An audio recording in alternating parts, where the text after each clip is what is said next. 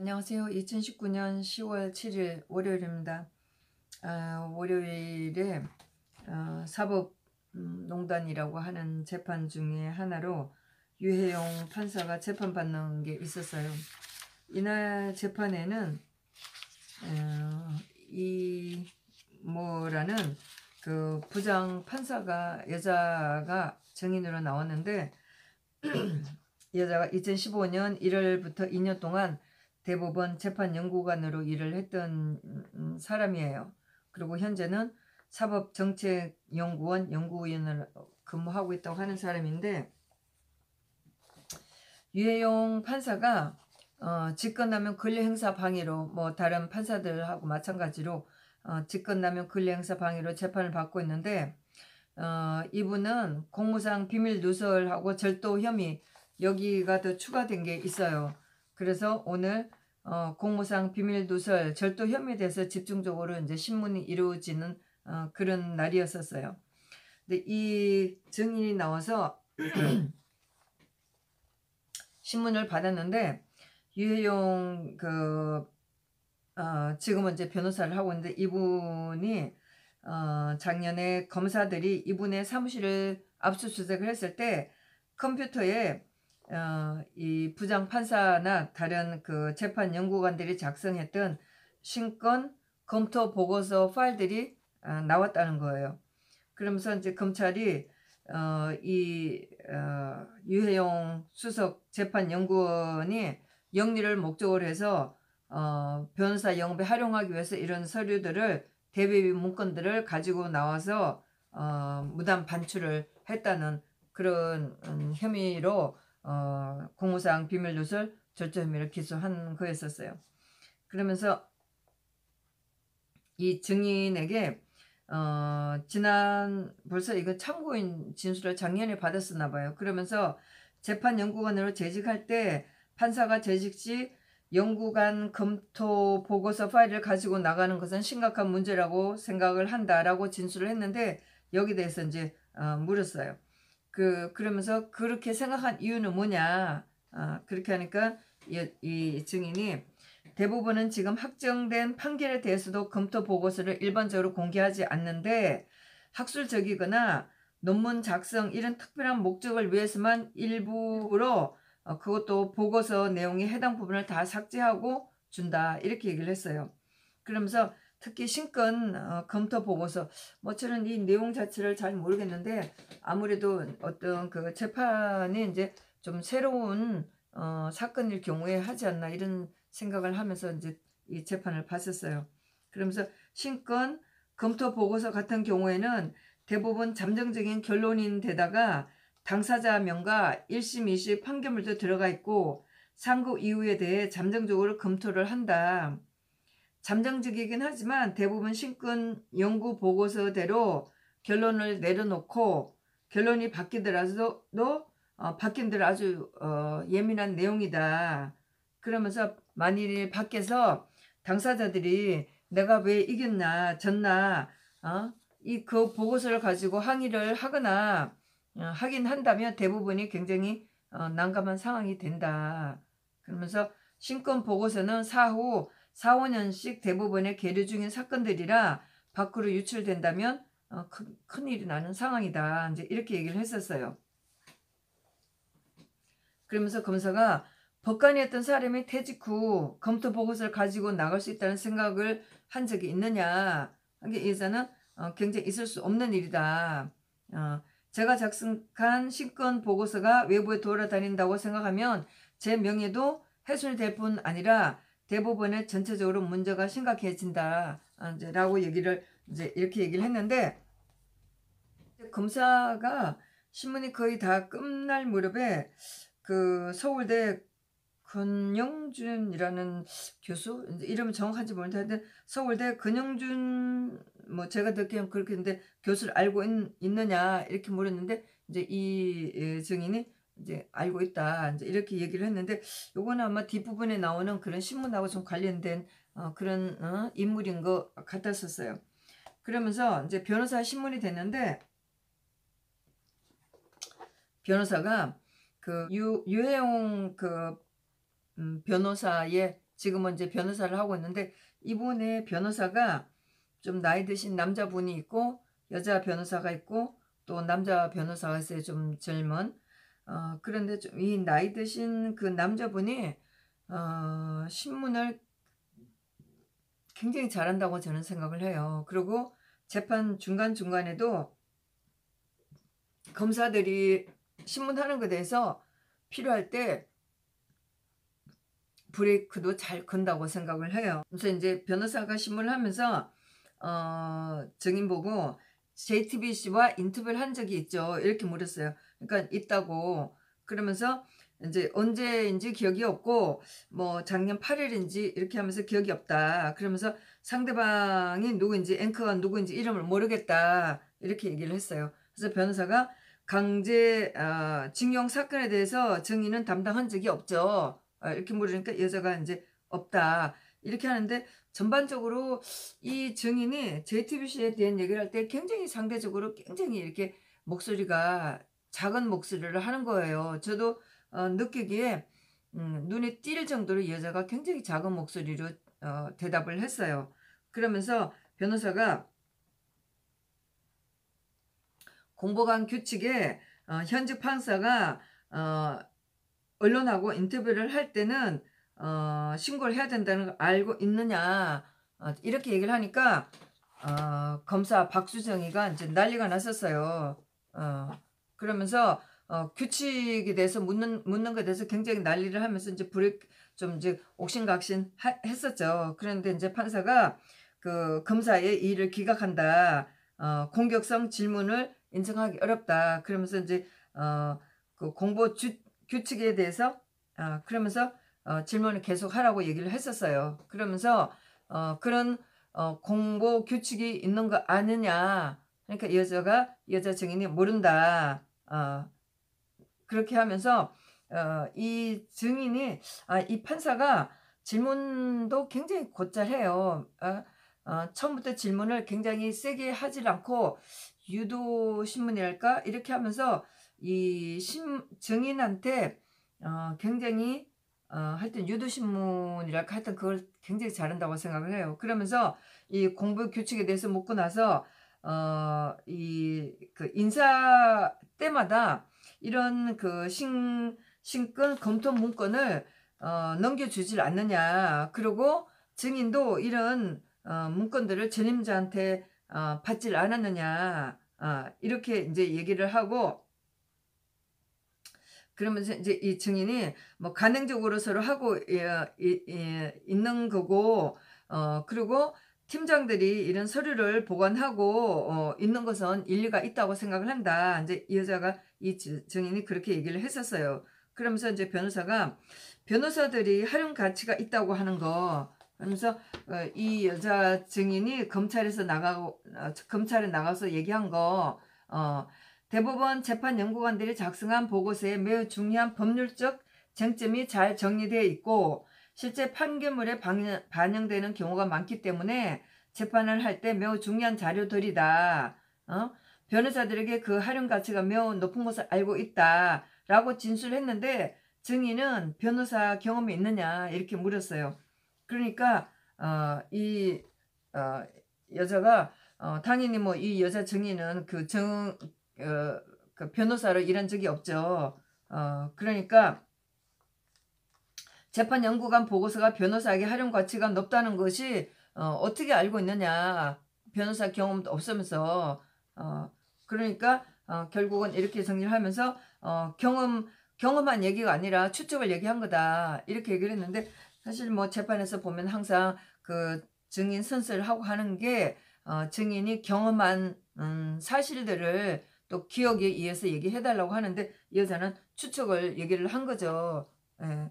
그래서 이제 이런 유도 신문을 굉장히 그 변호사가 유해용 그 변호사가 이런 그 신문을 잘한다고 저는 느꼈었어요. 이제 변호사가 이제 계속 이제 물었죠. 그 여자 증인한테 그 집에서 일할 때 USB에 담아가서 혹시 일을 활용하지 않느냐. 그러니까 집에서 일을 할 때 내가 작성한 파일은 USB에 담아가서 일을 한다. 이제 이렇게 얘기를 했었고, 그럼 이제 증인이 연구관들은 자기가 작성한 문건을 USB에 담아 가지고 있다.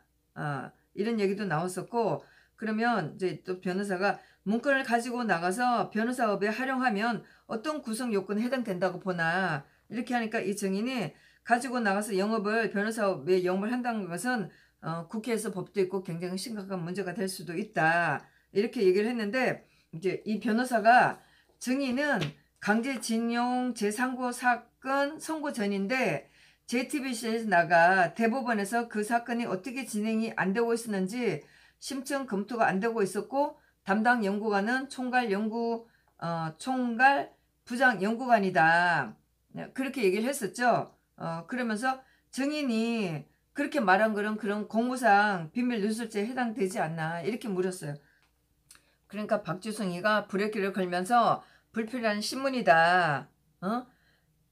증인이 언론사 인터뷰한 거는 확정되지 않은 것을 인터뷰하면서 피고인이 공무상 비밀 누설을 한 것처럼 이렇게 물어보려고 하는데, 이것은 공소 사실 탄핵과 무슨 상관이 있느냐, 이렇게 하면서 이 질문을 막 못하게 잘못했다고 하는 거였어요. 그러니까 이제 변호사가 연구관이 밖에 나가서 말한 것은 이것도 심각한 거다, 이런 식으로 이제 변호사랑 검사하고 말이 오가니까 이 증인이 화가 굉장히 났어요. 화가 나갖고 소리를 막 지르는 거예요. 거기에 대해서 얘기를 하려고 하면은 자기는 30분 동안이라도 얘기를 하겠다. 자기 증인의 명예를 훼손시키고 있고 공무상 비밀 누설 이라고 해가면서 자기를 이제 몰고 간다, 이렇게 하면서 소리를 막 지르고 뭐 하여튼 뭐 변호사, 이 증인, 검사 세 사람의 목소리가 뭐 굉장히 났어요. 막 소란이 난리가 났었죠. 제가 재판이 다니면서 이런 장면을 처음 봤다고 생각을 해요. 그러면서 자기가 죄인 취급을 받고 있다고 이렇게 얘기를 하는 거였어요. 판사가 그 인터뷰한 내용에 대해 묻는 것은 허락을 하지만 그 행위 자체가 범죄에 해당하는 것을 묻는 것은 허가하지 않는다. 그러면서 검사가 의의를 제기하는 것은 이제 받아들인다, 이렇게 하면서 변호사가 질문하는 방법을, 질문하는 것을 조금 이제 변경해서 하라, 이제 이렇게 얘기를 했는데, 이 여자 증인이 하는 것은 자기가 재판 심층 조에 있을 때, 얘는 사실 저는 이것도 좀 굉장히 알아듣기 힘들더라고요. 심층 조에 있을 때 팀장이었던 이 뭐 부장이 캐비넷에 가장 오래된 사건인데 갖고 있었다. 팀장은 주심 재판 연구관으로 사건을 갖고 있지 않은데 그 사건만 갖고 있었다. 그러면서 이미 대법원에서 결론을 내린 문제에 대해서 사건을 그렇게까지 오래 갖고 있었다는 것에 대해서 제가 굉장히 경악을 금치 못하고 뭔가 문제가 있었구나 라고 생각을 했다는 거예요. 제가 이걸 들으면서 이 여자 뭐 부장 판사 이 사람도 요즘에 문제가 되고 있는 그런 뭐 임원정이라든가 또 지난번에 그 미투 사건으로 얘기했던 서지현이라든가 또 많이 나오는 안미현, 이런 검사들하고 굉장히 분위기가 비슷하다는 느낌을 받았어요. 예. 그러니까 이제 검사들은 이런 여자의 증인이 나오니까 강제징용이나 이런 걸 가지고 대통령하고 양승태 대법원하고 대법원장하고 어떻게 거래를 했는지 이런 건수를 잡았기 때문에 자기네들은 호재를 부르는 거죠. 하여튼 그래서 분위기가 굉장히 험악한 상태로 갔다가 이제 판사가 좀 정리를 하고 이제 이 여자가 정리는 다 하기는 했었어요. 그러고 있다가 이제 이 변호사가 다시 피고인이 이것을 가지고 온 문서들을 영리 목적으로 활용한 적이 있느냐. 그러니까 이 여자가 그걸 내가 어떻게 하나, 난 모른다. 물건이 갔는지 아닌지도 자기는 모른다. 또 이제 이렇게 얘기를 했고, 그 다음에 이제 변호사가 연구 그 학자가 아까 그 검사가 마지막에 물었던 그 서울대 건 누구라는 그 교수 그 얘기를 이제 이 변호사가 다시 하면서 연구학자가 1년 연구할 정도의 그 보고서를 쓴다고 문건을 쓴다고 했었죠. 그러면서 그 근영준 교수하고 근영준 교수한테 그런 얘기를 언제 얘기를 했었나. 그러니까 한 달 정도의 보고서를 쓰는 것이 학자가 1년 동안 연구하는 거하고 맞먹는다 이런 얘기를 했는데 이 교수한테 그런 언제 그런 얘기를 했었나 이렇게 얘기를 하니까 이 여자가 또 저녁 자리에서 했다고 이렇게 얘기하는 거예요. 저도 그 얘기를 들으면서 깜짝 놀랐어요. 이 여자가 사적으로 이 교수를 만났다는 얘기잖아요. 예. 그러면서 이제 변호사가 다시 이제 뭐 그 1년에 한 달에 한 1000건 정도 작성을 하는 것이 교수가 1년 연구한 거랑 맞먹는다고 얘기를 한 거에 대해서 이제 다시 한번 짚어 넘어갔는데 그러면서 이제 이 증인하고 무슨 이렇게 신문을 하는데 그러면서 이제 변호사가 대법원 판례의 그 해설을 대법원 판례 해설은 몇 번이나 썼나 이렇게 물으니까 이 여자 증인이 쓰려고 했는데 강제로 자기를 전부 발령 냈다고 하면서 이 여자가 자기는 쫓겨났다고 이렇게 얘기를 하는 거예요. 자기를 쓰려고 했는데 저를 내보냈다고요. 쫓아냈다고요. 이렇게 얘기를 하는 거예요. 굉장히 지금 오늘 뭐 신문을 하면서 굉장히 기분 나빠 있었죠. 그러면서 이제 또 변호사가 그 신문하는 중에 오늘 그 피고인 유해용 변호사하고 어떤 적대적인 감정이 있느냐 이제 이렇게 물었어요. 그러니까 이 증인이 이제 그런 것 없다 이렇게 얘기를 했었고 어쨌든 자기는 신건 그 문건 보고서가 나가면 안 된다는 거다. 억하심종으로 한 건 아니다.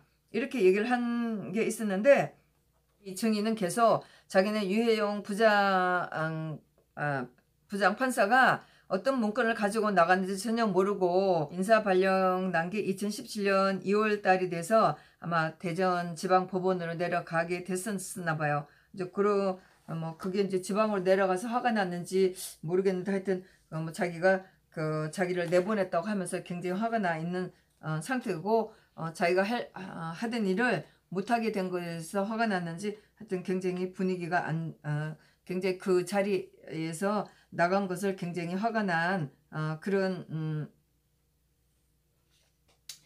좀 분위기로 얘기를 했었어요.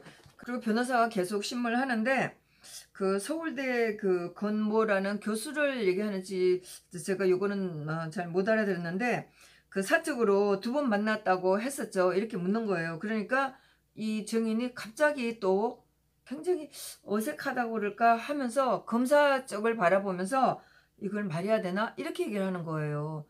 그걸 보는 순간 저도 검사들하고 입을 딱 맞추고 나왔구나 이런 생각이 드는 거예요. 그러면서 사실 검찰에서 자기를 인사남용으로 수사를 하려고 했다는 거예요. 그러니까 뭐예요? 검사들하고 맞췄다는 거잖아요. 만일에 검사들한테 맞게 얘기하지 않으면 이 여자 판사도 기소를 하려고 했다는 거 아니에요. 그런 장면을 그런 거를 발설하는 그런 분위기가 그런 분위기가 나왔었고 그리고 변호사가 또 이제 또 물었어요. 컴퓨터 화면을 봤다고 본 적이 있었나요? 그러니까 이 여자 증인이 아니요. 그러면서 컴퓨터 화면을 봤더니 컴퓨터 화면을 봤더니 내 이름의 폴더가 있었다고 들었다 이렇게 얘기를 하는 거예요.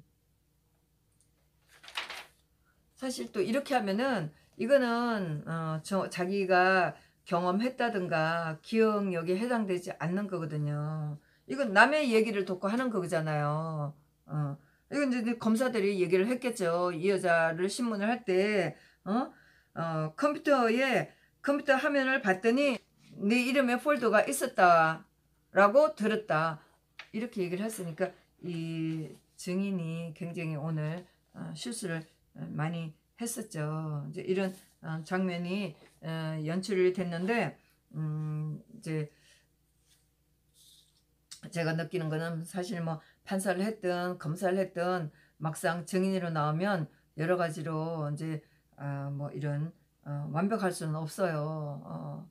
이런 뭐 실수일지 아니면은 뭐 그 재판을 속이려고 하던 것이 드러났는지 모르지만 오늘 이런 정말 제가 보기에는 검사들하고 입을 맞추고 나왔다는 이런 장면을 보게 됐었죠.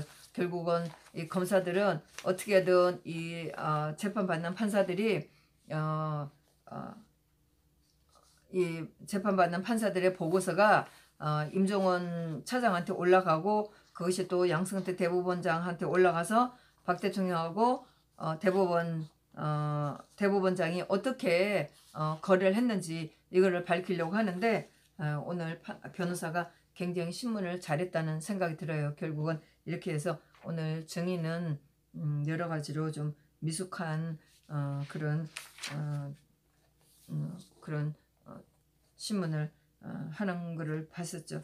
그랬는데 이분이 사실 뭐 그 내용은 유해용 판사 같은 경우는 그렇게 이 재판 내용이 좀 그렇게 심각하지가 않았었어요. 그래서 오늘 재판을 했고 11월 제가 오후에 재판은 들어가지는 않았었는데 오후에 재판에 뭐 서정을 하고 또 뭐 증거 조사 이걸 다시 하고 그 다음 기일에 피고인 신문 한다고 그랬어요. 그러면 피고인 신문을 하고 다음에 다시 한번 재판을 해서 그 결심을 할런지 모르겠는데 하여튼 다음 기일에 피고인 신문을 한다고 이제 이렇게 하는 걸 보고 저는 오후에는 들어가지 않았는데 다른 수많은 재판들이 있는데 그것이 뭐 이렇게 재판을 끝난다고 해서 빨리 그 선고가 내릴 수 있는지는 모르겠어요. 양승태 대법원장 같은 경우에는 뭐 증인을 212명을 불렀고 검사들이 불렀기 때문에 이게 이제 끝나고 나야지만 다른 것도 선고가 내릴 수 있을 텐데 이렇게 먼저 선고가 난다고 해서 선고가 내릴 수 있는지는 이제 두고 봐야죠. 대통령하고 가장 관련된 그 통합진보당, 강제징용, 정교조, 그 다음에 이런 거가 끝나고 나서는 좀 느슨하다는 그런 느낌을 제가 받았어요. 재판에 있어도 그렇게 긴박감도 없고 그런 상황이죠. 하여튼 다른 재판들도 좀 열리고 있을 텐데 뭐 시간도 겹치고 해서 들어가 보지는 못했었어요. 하여튼 가능하면 양승태 대법원장 재판만이라도 들어가 보려고 하는데 그것마저 좀 느슨한 느낌이 들어서 좀 소홀히 하고 있는 상황이죠. 하여튼 재판을 좀 되는 대로 시간이 되는 대로 좀 지켜보고 필요한 게 있으면 알려드리도록 하겠습니다. 네, 감사합니다.